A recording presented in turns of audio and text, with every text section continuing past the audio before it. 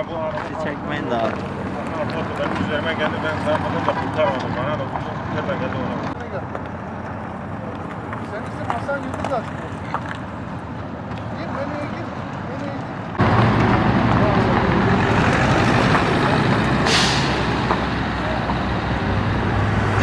Bana çarp.